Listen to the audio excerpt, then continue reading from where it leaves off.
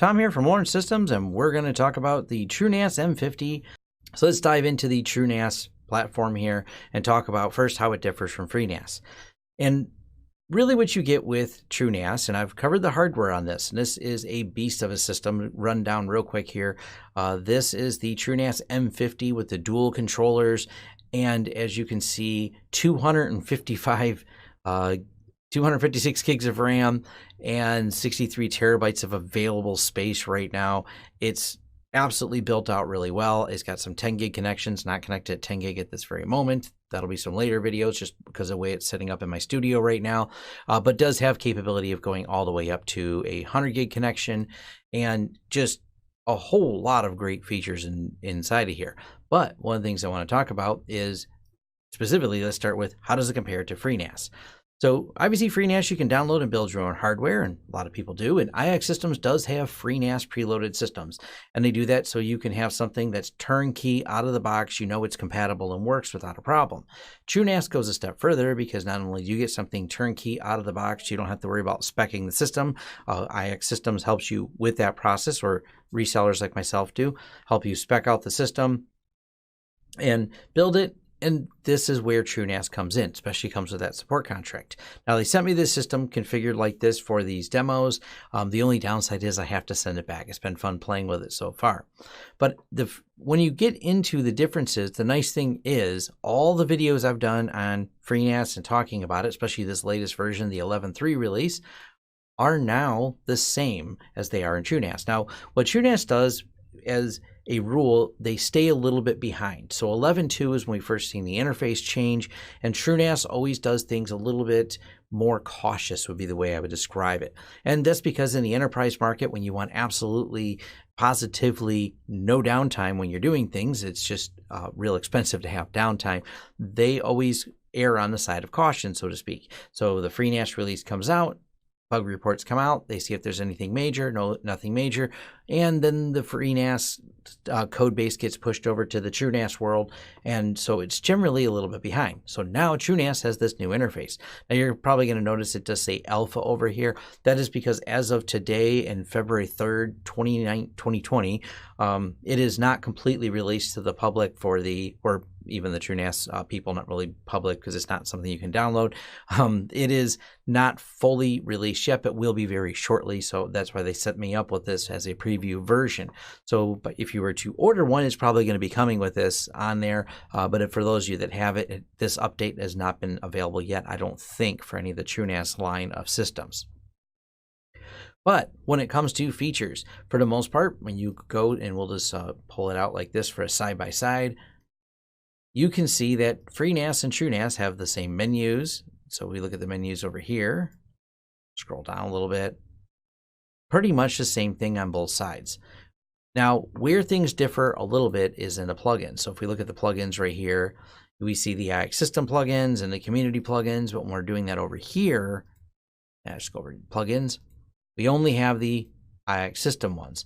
And the reason for that is because in the enterprise market, you want to be a little bit more cautious. So you're not necessarily just running Plex on your enterprise storage server. Now that is possible because you can just create a custom jail if that was what you wanted to do. I imagine you can create some custom jails in there, but generally speaking, you keep your application servers and your storage servers separate, and this acts as a backend SAN for your storage server. So all the features that, like I said before, talked about with FreeNAS are all built into TrueNAS as far as that, but the exceptions really being the community supported plugins aren't in there, and they haven't included all of these. I imagine more of these are going to come in there, because I would believe the jails are the newest for only this version, and well, I should say the plugins that run inside the jails. So you're going to start probably seeing a few more plugins. I don't have the full list of everything to be on there, but of course, as clients demand for different things come up, I'm sure they will be in there. Obviously, one of the important ones they have is like the secret backup, icon link, and of course Nextcloud. A lot of enterprises are running Nextcloud. It's becoming very popular, so this is going to become a more popular plugin that we'll probably see more of, and a few others on there for people that want to host it. And of course, this server plenty fast enough to run Nextcloud on, of course, at scale. Now, the other thing that's going to differ from FreeNAS is the high availability. So that is not something that you can really just add to FreeNAS, and I say that because the M50 system is specifically engineered, and other ones that they have that are in this category, with the dual controllers. And these dual controllers both talk to all the hard drives at once. They do it not in an active, but an active standby mode. And what this allows it to do is have absolute seamless failover, and that's really important. And caveats to that, of course. So let's talk about the failover. So they're using CARP, and CARP creates a virtual IP address between the two servers. So the servers each have the two servers, as in the two controllers inside there, which are two separate motherboards. Each have their own IPMI. They each have their own TrueNAS software loaded, and each of them is physically in one box, but talking to all the drives. And then we have the virtual IP between them, the VIP, and I've covered this before when I've talked about pfSense and HA. With the common address redundancy protocol, provides high availability failover.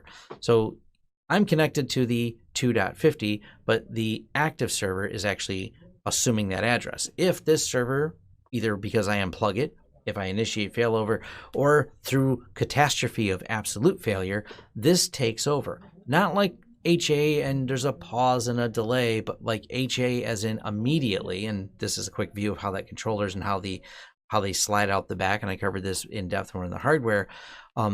If you're using, for example, iSCSI or NFS v4, the others do fail over, but connections may be disrupted. But with the iSCSI and NFS v4, it's instantaneous. And this allows, so we'll go ahead and show a little bit how this works. So I'll kick something off here. I think I have, there we go. So I'll run some IO stuff on here. It's creating some files and creating some read-write.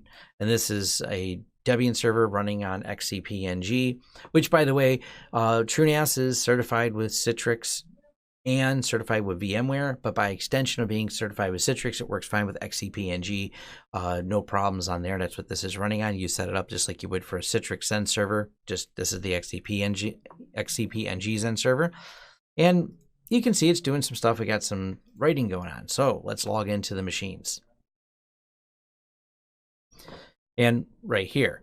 So when we look at it, you see there's load on this one. Not much. I mean, we're not pushing too much data across it. It's hard for me to stress it at its current configuration. So you can see this one's loaded, this one's not.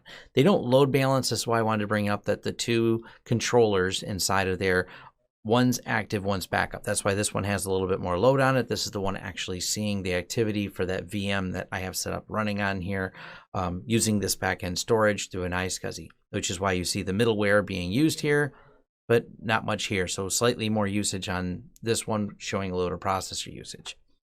No big deal there. Also, there's going to be some future videos where I show how the failover works. I actually will simulate failovers and show that, well, there's no disruptions to the VMs running with iSCSI attached to this as their storage. It's really impressive how that works.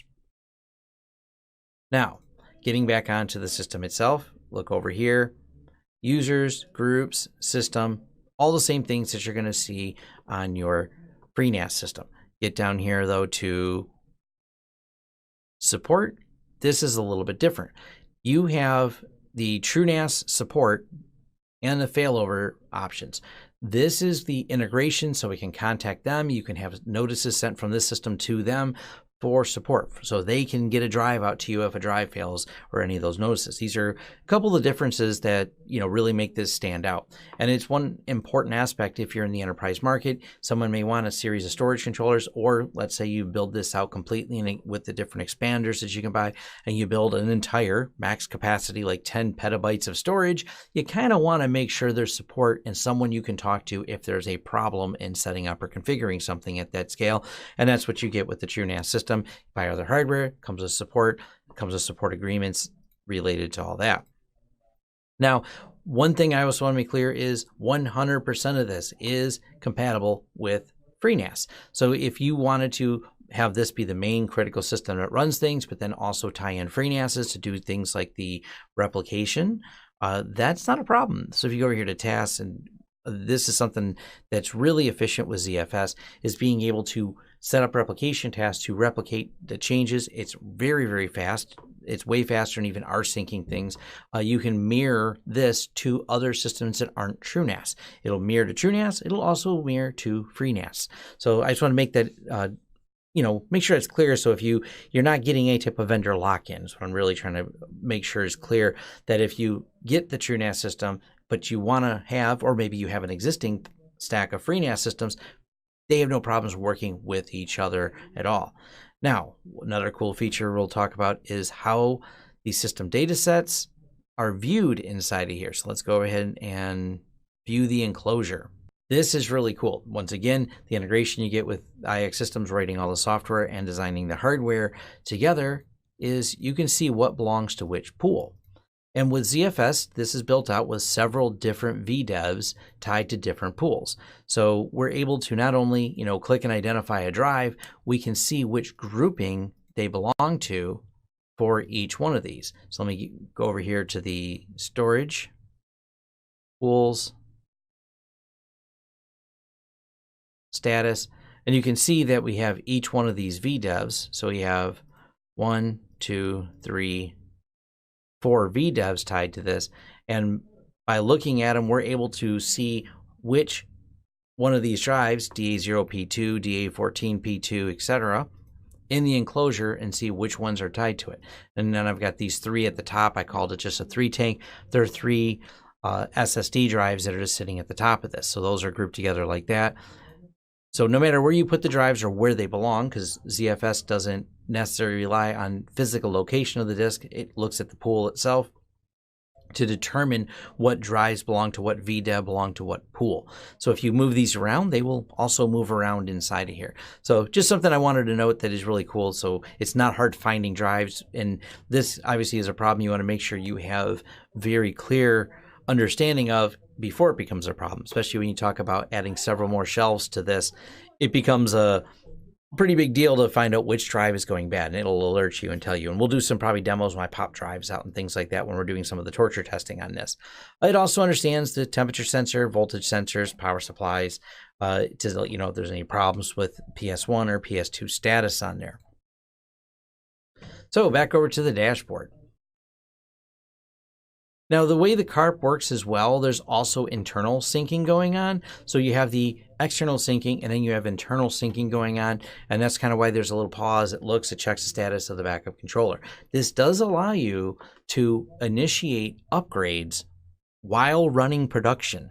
And this is an advantage of having active standby. You will update a system, and then of course, when you update the new version, it needs to reboot.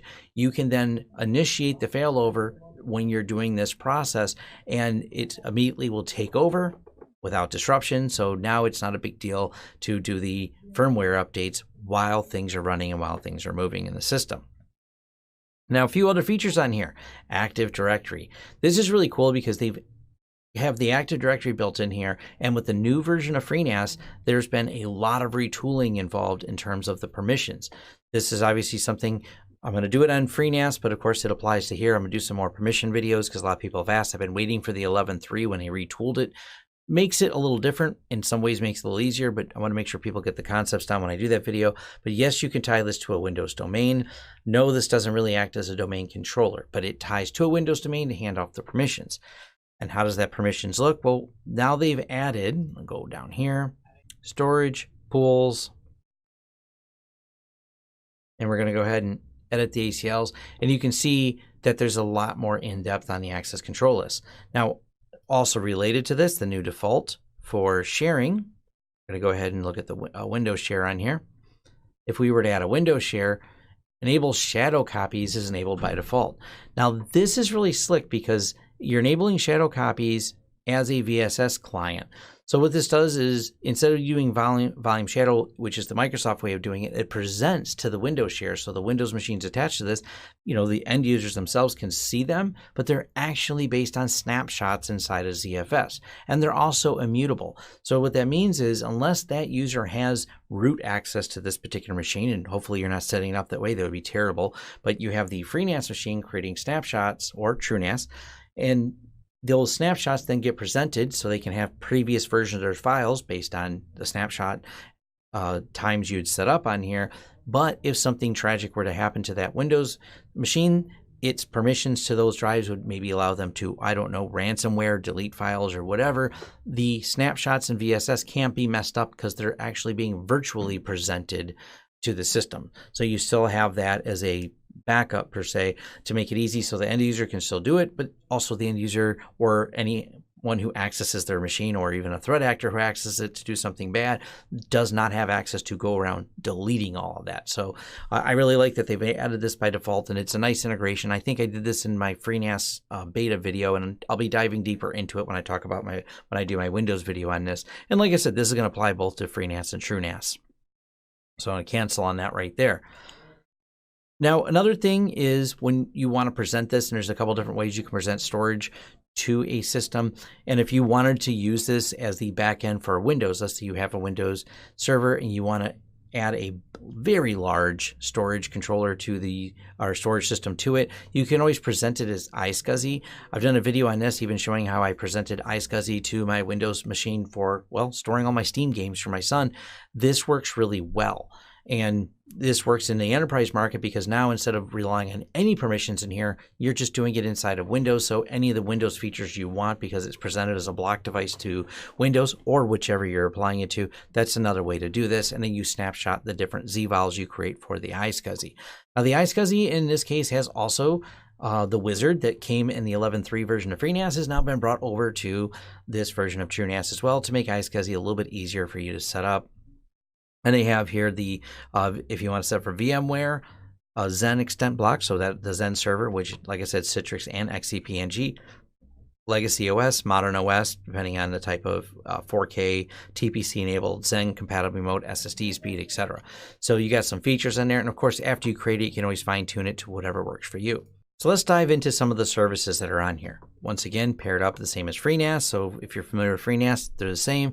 If you're not, we have iSCSI. Great way to present to virtual systems, such as, in the case I have set up here, I have it tied to my Zen server. So we're running one virtual machine just for testing to prove it works on this iSCSI. But of course, some people prefer to do this over NFS. That's supported as well. We have rsync and we have S3, which if you wanted to create, this is a S3 object storage and you want something S3 compatible, and let's say you're running some type of application.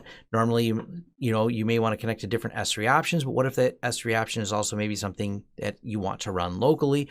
Well, you don't have to retool your application that's designed for S3. You can stand this up as an S3 and have that locally running here. That's a really nice feature in there. And some people have these set up because they want to run mission critical in here and then just replicate it elsewhere to places that might be more expensive, hosted in the cloud. But this gives you that option. We also have SMB, Windows file sharing, SSH in here, WebDAV, UPS support, and SSH. And a few other things like LLDP, FTP, which I hope no one really needs to use it, but they did leave it in there for now, so that's definitely a thing. And they do have the Apple file sharing, AFP. Now, when it comes to reporting, no, there's not a lot of in-depth reporting on the system.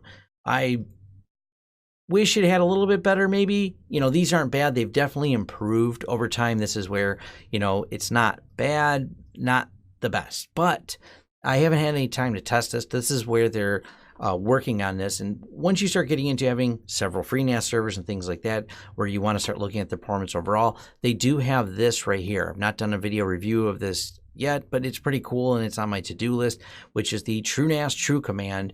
And this works with even a mixed combination of both TrueNAS and FreeNAS systems that you can tie together, tie them all into one dashboard so you can have a single sign-on for all your NAS unit, customize alerts and reports, fault management diagnostics, etc., analytics, etc. So you have all this tied together through one dashboard. I do like that they have made a product that kind of fills in that gap. I just wish still it had better reporting internally on here.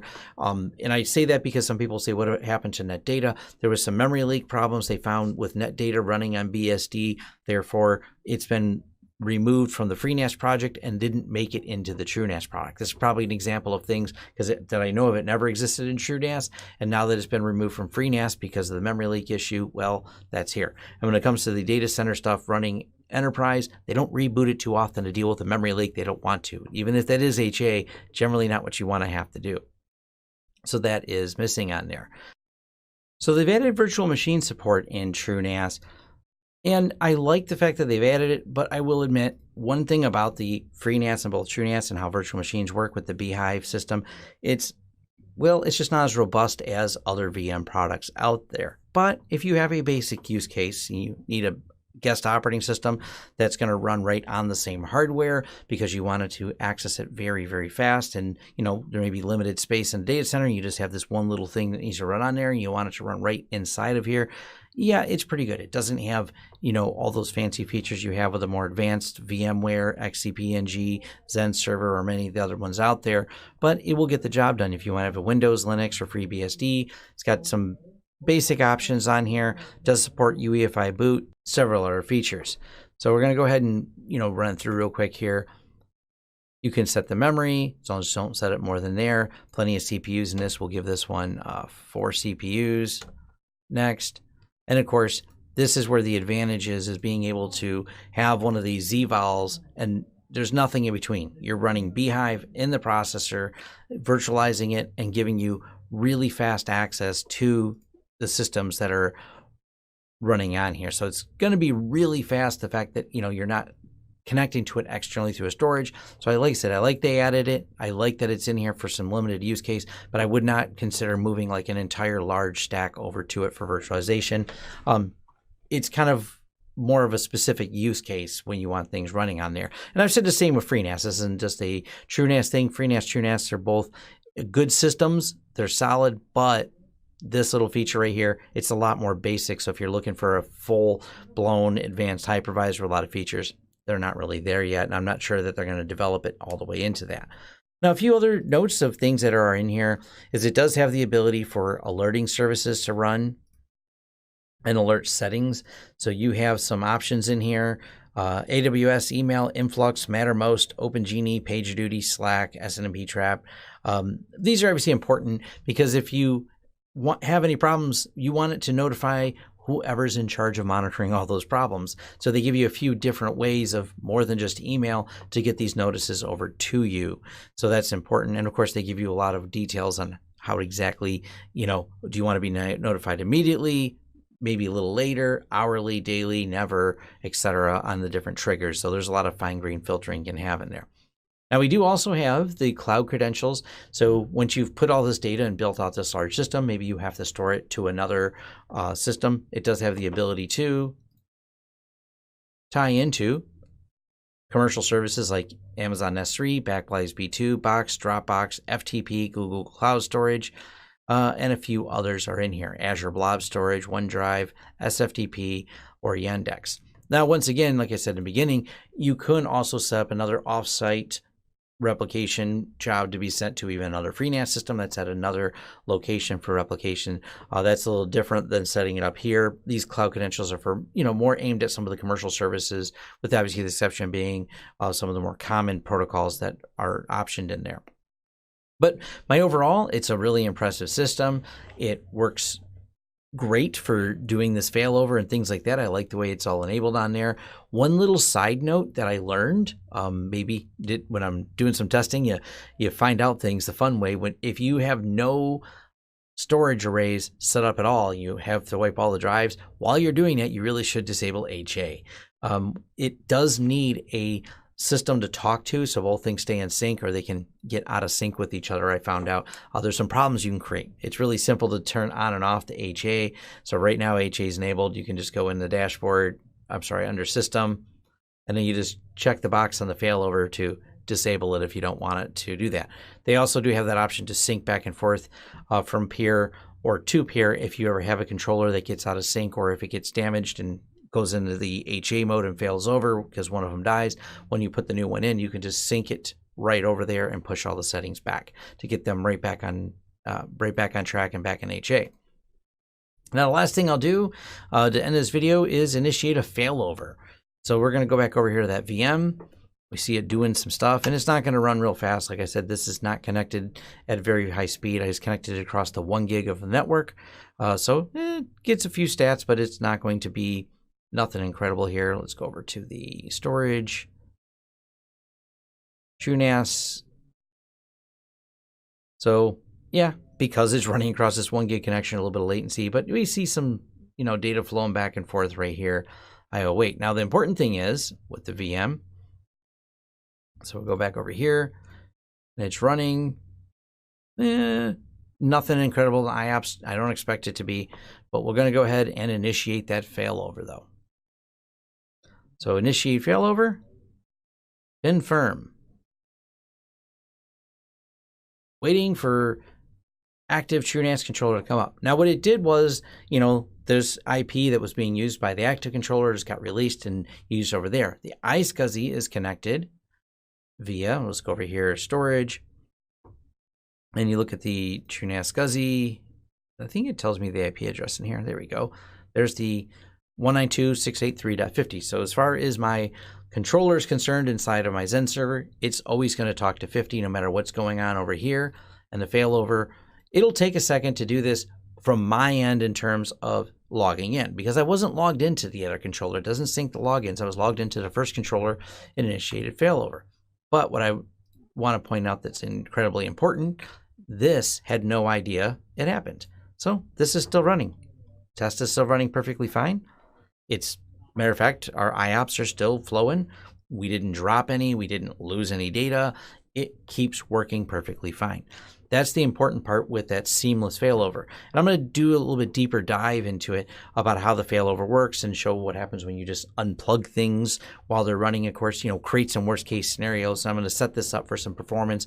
This has some 10 gig connections, and I have some 10 gig connections. When I move everything in my lab, I'll tie it all together to show the demo a little bit better, running multiple virtual machines on the system or on my Zen server tied to via iSCSI, and I'll do a test with NFS as well and have them running at the same time and just show that it does, it works perfectly fine. So this keeps running along. Let's go see. There's the login ready for me.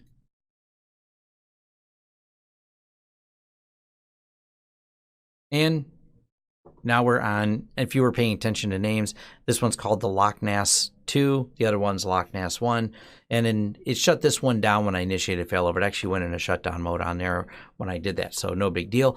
The important part is the virtual machines are running. Now, side note is when it does this, the ZFS cache, because these read-writes are happening over here, it does drop the memory cache that was going. But that's not a big deal, because what happens with ZFS, if you lose a cache drive or a piece of cache memory, it looks for it. When that can't be found, it just grabs it back from the drive. So there is maybe a temporary, not really pause, but spin up time where we're pulling stuff out of the drive and caching it again. But users are just, they're not seeing this.